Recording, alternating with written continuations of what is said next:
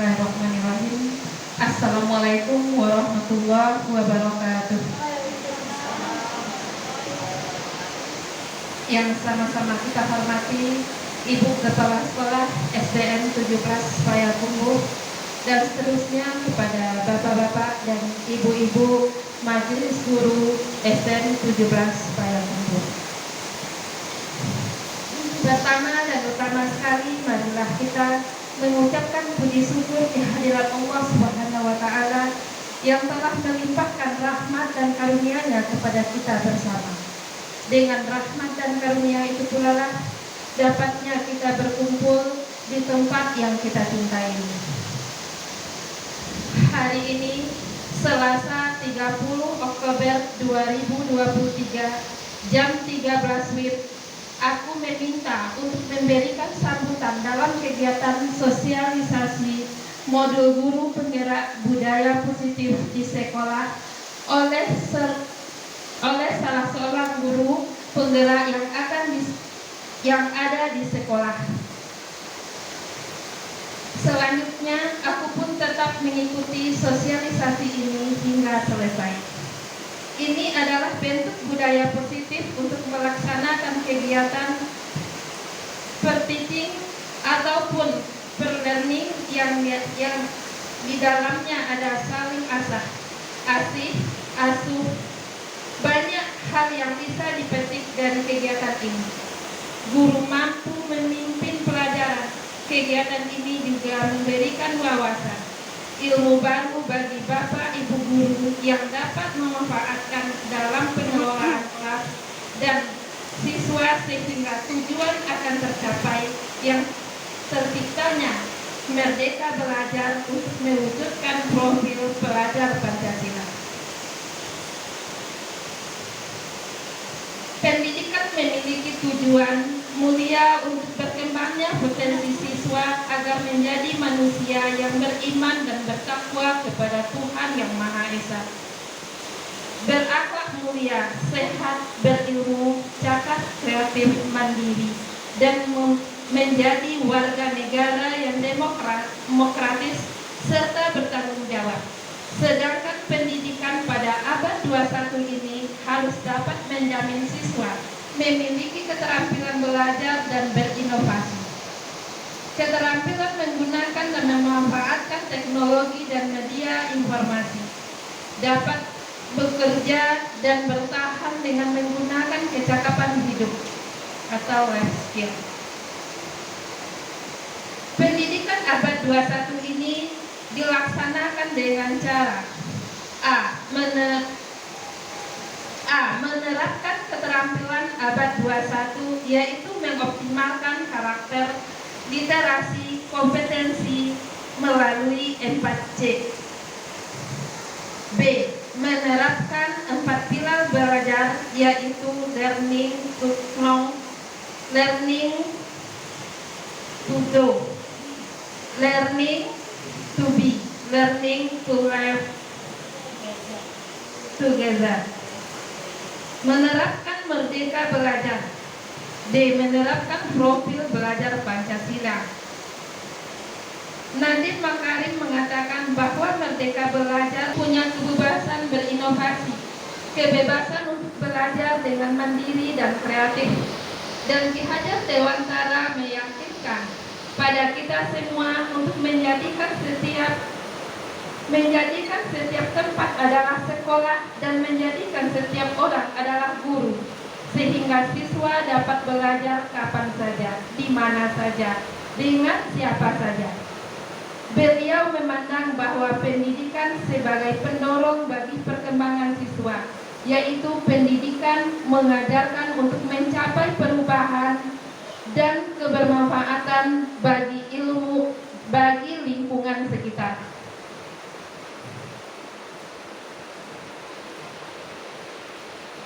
Merdeka Belajar dapat memberikan perubahan ke arah yang lebih baik serta memberikan manfaat pada lingkungannya. Baiklah kita langsung saja kepada Pak Soekardi untuk menampilkan diseminasi aksi nyata budaya positif kepada beliau. Kita silakan.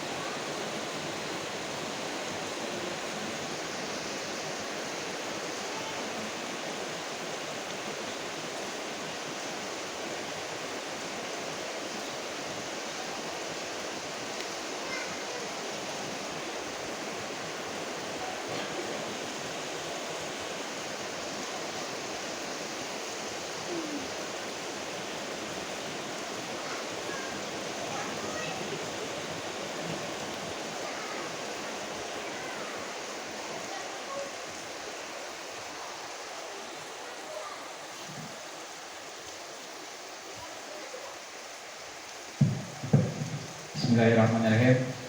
Assalamualaikum warahmatullahi wabarakatuh. Terima kasih banyak kepada Ibu Eva yang telah bersedia membantu untuk kelancaran kegiatan kita pada siang hari ini. Kemudian juga terima kasih banyak saya ucapkan kepada Ibu Kepala Sekolah, Bapak dan Ibu Majelis Guru yang telah ikut serta dalam membantu proses kegiatan diseminasi budaya positif di SD Negeri 17 Supaya Tumbuh. Baiklah, langsung saja. Saya adalah Sukardi SPD, calon guru penggerak angkatan 9 SD Negeri 17 Payakumbuh, yang mana dalam hal ini saya akan mencoba mendiseminasikan modul 1.4, yaitunya tentang budaya positif di sekolah. Pertanyaan pemantik untuk kita menuju ke arah selanjutnya, yaitu setuju atau tidak setuju. Yang pertama, hukuman dapat mendisiplinkan anak. Yang kedua, pemberian hukuman dengan hal positif seperti membaca atau membersihkan halaman sekolah dapat meningkatkan disiplin anak. Kemudian yang ketiga, memberi penghargaan dapat meningkatkan motivasi belajar anak. Ini pertanyaan pemantik untuk kita bisa berpikir, mengembangkan wawasan kita, bagaimana setuju kita atau tidak setujunya. Kemudian paradigma perubahan, disiplin positif dan nilai-nilai kebajikan universal, teori motivasi, hukuman dan penghargaan, restitusi, keyakinan kelas, kebutuhan dasar manusia dan dunia berkualitas, restitusi 5 posisi kontrol, kemudian restitusi segitiga restitusi. Kemudian paradigma perubahan. Nah, ini adalah Bapak dan Ibu dan teman-teman akan melakukan kegiatan cobalah buka, atau Bapak dan Ibu adalah A, tugasnya mengepalkan salah satu tangan. Coba Bapak Ibu bayangkan bahwa Bapak dan Ibu menyimpan sesuatu yang sangat berharga di dalam kepalan tangan. Bapak atau Ibu perlu menjaga benda tersebut sekuat tenaga, karena begitu pentingnya untuk kehidupan Bapak Ibu. Sementara untuk tugas B atau rekan kita adalah mencoba dengan segala cara untuk membuka kepalan tangan Bapak atau Ibu. Teman B boleh membujuk, menghardik, mengintimidasi, memarahi, menggoda, menggelitik, bahkan menawari Bapak Ibu uang agar Bapak Ibu bersedia membuka kepalan tangan tersebut. Apa yang terjadi? Nah, mungkin di sini kita bisa mempraktikannya kepada anak didik kita di sekolah. Kita suruh mereka untuk mempraktikannya. Kemudian mungkin ketika si A, maka dia akan mempertahankan apa segala sesuatu yang dia miliki itu, karena sangat bermanfaat bagi di kehidupannya. Kemudian yang B, tentu juga dia akan berusaha sekuat mungkin membujuk, merayu untuk membuka kepalan tangan si A tadi. Nah, mungkin di sini bisa kita berikan sedikit pandangan. Mungkin ketika kita berada di posisi A, jika itu masih dalam suatu kewajaran, atau kita tetap teguh pendirian pada prinsip kita. Kemudian seiring dengan perkembangan zaman, mungkin ada yang lebih baik lagi pendapat atau asumsi-asumsi, mungkin kita dengan legowo akan menerima masukan-masukan dan dari teman-teman tersebut. Kemudian tentunya yang kita ketika di pihak B, tentu kita akan melakukan musyawarah atau kolaboratif supaya si A tersebut bisa membuka kepalan tangannya tersebut. Mungkin seperti itu. Kita bersedia merangkul, bermusyawarah, berkolaboratif dengan para siswa kita, sehingga kita jalin dengan komunikasi yang baik, maka insyaallah kepalan tangan tersebut akan mereka buka. Kemudian disiplin positif dan nilai-nilai kebajikan universal. Dalam budaya kita, makna kata disiplin dimaknai menjadi sesuatu yang dilakukan seseorang pada orang lain untuk mendapatkan kepatuhan. Kita cenderung menghubungkan kata disiplin dengan ketidaknyamanan. Kemudian nilai-nilai kebajikan dalam sifat-sifat positif manusia yang merupakan tujuan mulia yang ingin dicapai setiap individu. Nilai-nilai kebajikan yang ingin dicapai oleh setiap anak Indonesia yang kita kenal dengan profil pelajar Pancasila, yaitunya beriman dan bertakwa kepada Tuhan Yang Maha Esa dan berakhlak mulia, mandiri, bernalar kritis, berkebinekaan global, bergotong royong, dan kreatif. Ini adalah nilai-nilai kebajikan yang akan ingin kita capai nantinya setiap individu peserta kita. Kemudian teori motivasi hukuman dan penghargaan serta restitusi. Teori motivasi perilaku manusia. Yang pertama, untuk menghindari ketidaknyamanan atau hukuman, apa yang akan terjadi apabila saya tidak melakukannya? Itu adalah motivasi eksternal. Kemudian untuk mendapatkan imbalan atau penghargaan dari orang lain, apa yang akan saya dapatkan apabila saya melakukannya? Itu juga masih termasuk motivasi eksternal. Untuk menghargai diri sendiri, saya akan menjadi orang yang seperti apa bila saya melakukannya. Ini adalah motivasi internal atau tujuan disiplin positif. Nah, inilah nantinya akan kita harapkan untuk tumbuh kembangnya pada peserta didik kita. Menghargai diri sendiri, saya akan menjadi orang yang seperti apa bila saya akan melakukannya. Kemudian penghargaan maupun hukuman adalah cara-cara mengontrol perilaku seseorang yang menghancurkan potensi untuk pembelajaran yang sesungguhnya. Penghargaan menghukum. Memberikan penghargaan dan hukuman adalah hal yang sama, karena keduanya mencoba mengendalikan perilaku seseorang. Kedua, karena orang pada dasarnya tidak suka dikendalikan.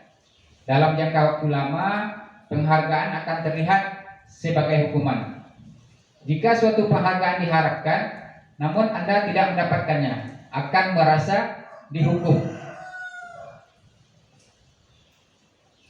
Ini tindakan guru mencatat 100 kali di dalam buku kalimat, saya tidak akan terlambat lagi karena terlambat ke sekolah. Kemudian lari mengelilingi lapang basket 2 kali karena terlambat hadir sekolah. Berdiri di depan kelas sambil mengangkat satu kaki karena tidak bisa menjawab pertanyaan. Menggantikan kertas tugas teman yang telah dicoret-coret. Membersihkan tumpahan air di meja tulis karena tersenggol pada saat belajar. Murid diminta bertelanjang kaki di sepanjang hari karena tidak menggunakan sepatu warna hitam sesuai peraturan sekolah. Kemudian lari mengelilingi lapangan basket 2 kali karena terlambat 10 menit untuk pelajaran PJOK. Nah, mungkin di sini kita sebagai pendidik mungkin juga pernah mengalaminya ketika masa-masa kita waktu bersekolah dulu. Atau mungkin sekarang masih ada kita yang mau melakukan tindakan-tindakan yang seperti ini. Nah, ini hukuman atau konsekuensi. Yang nomor 1 tadi mencatat itu adalah hukuman. Kemudian lari mengelilingi lapangan itu merupakan juga hukuman. Kemudian yang ketiga, berdiri di depan kelas sambil mengangkat kaki itu juga merupakan hukuman.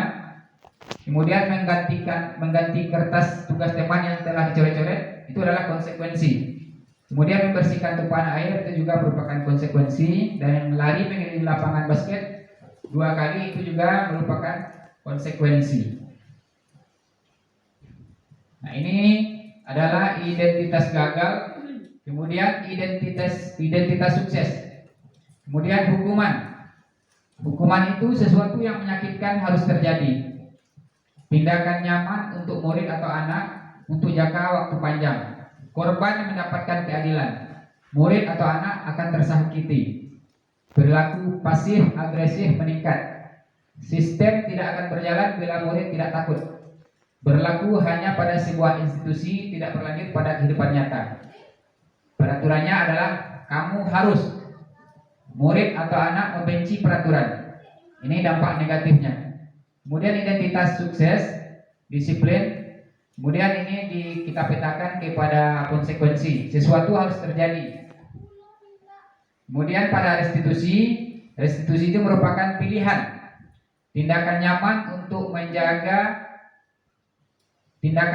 untuk murid atau anak untuk jangka waktu pendek, itu konsekuensi. Kalau restitusi menguatkan untuk murid atau anak dalam jangka waktu panjang. Kemudian korban bisa diabaikan. Itu konsekuensi. Kalau pada restitusi korban mendapatkan ganti. Kemudian murid atau anak dibuat tidak nyaman. Pada restitusi murid dan anak mendapatkan penguatan.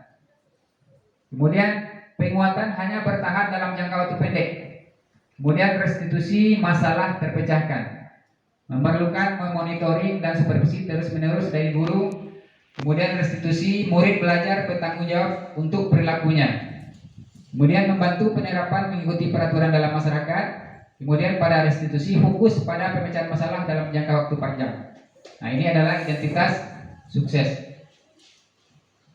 Kemudian restitusi itu adalah proses menciptakan kondisi bagi murid untuk memperbaiki kesalahan mereka, sehingga mereka bisa kembali kepada kelompok mereka dengan karakter yang lebih kuat. Ini menurut dosen tahun penerbitan bukunya, mengajarkan murid untuk mencari solusi untuk masalah dan membantu murid berpikir tentang orang seperti apa yang mereka inginkan dan bagaimana mereka harus memperlakukan orang lain.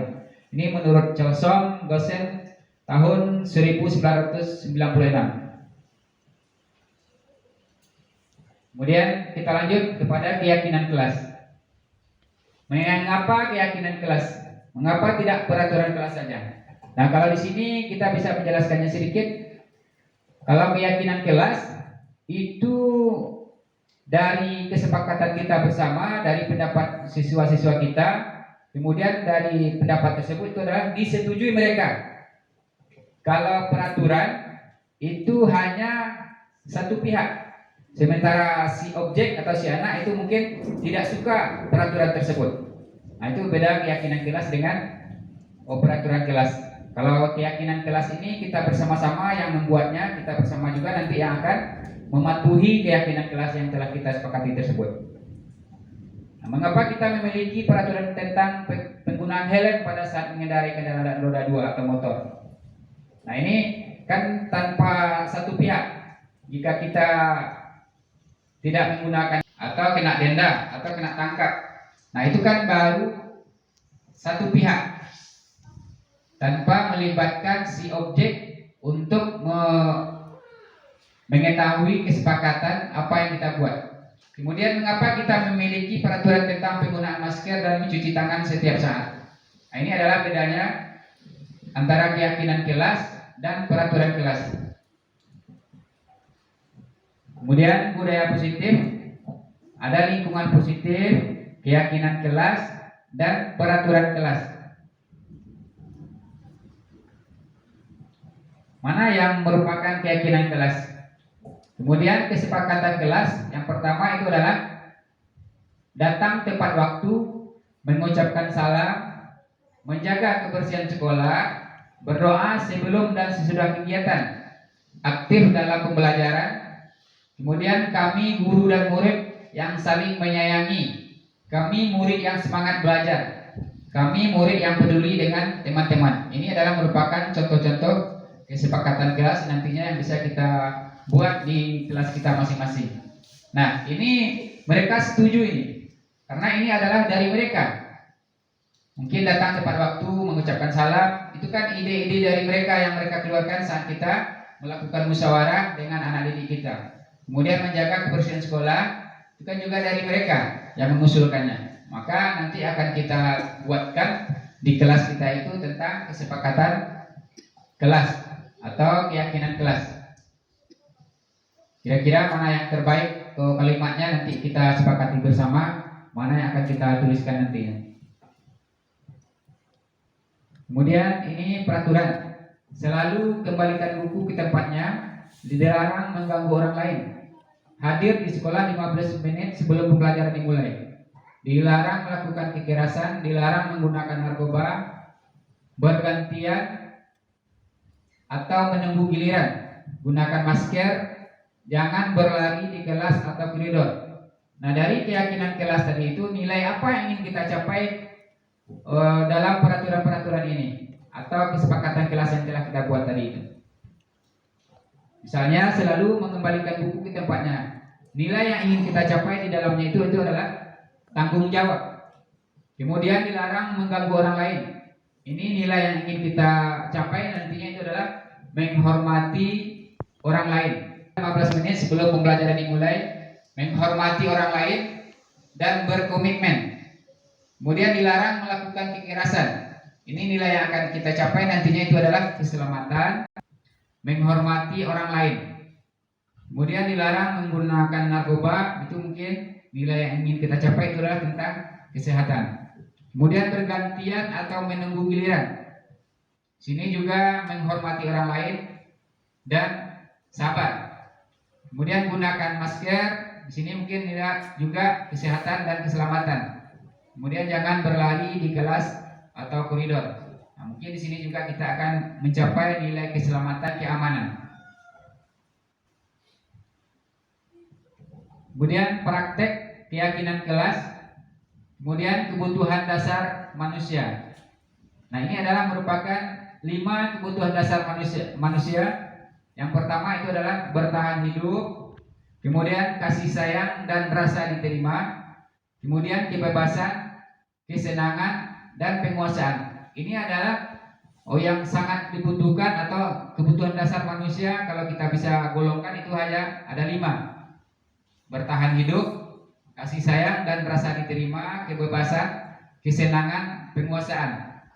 Nah, mungkin di sini para peserta didik kita ada salah satu kebutuhannya yang mungkin belum terpenuhi.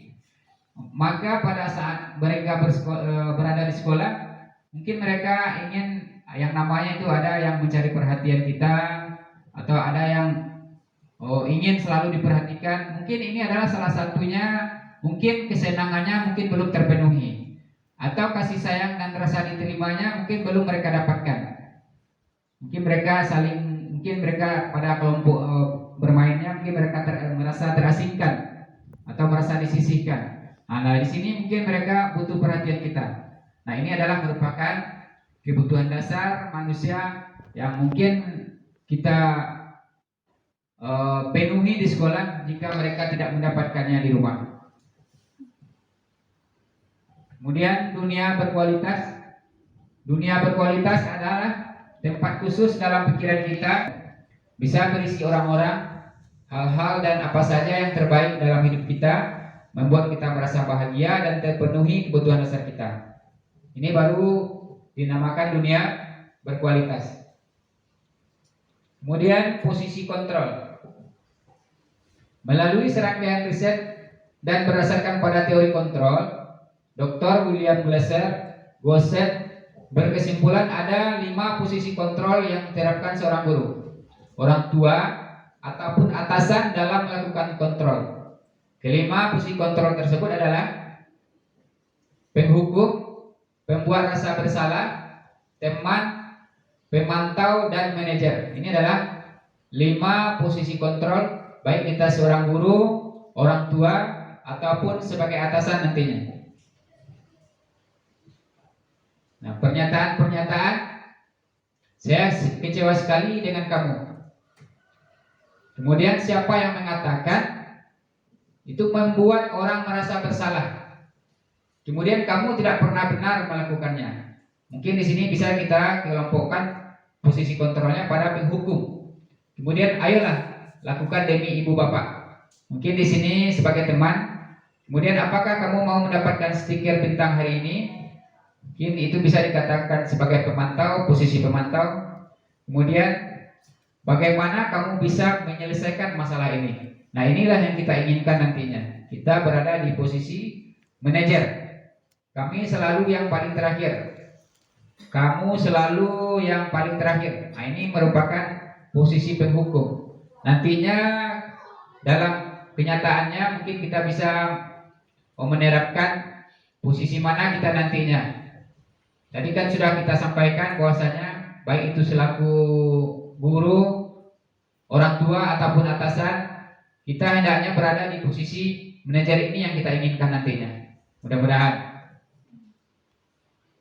Kemudian segitiga restitusi. Kemudian kamu tentu punya alasan mengapa melakukan itu. Kemudian adakah cara yang lebih efektif untuk mendapatkan apa yang kamu butuhkan? Setiap orang pasti pernah melakukan kesalahan. kamu bukan satu-satunya yang pernah melakukan ini. Keyakinan kelas apa yang telah kita sepakati?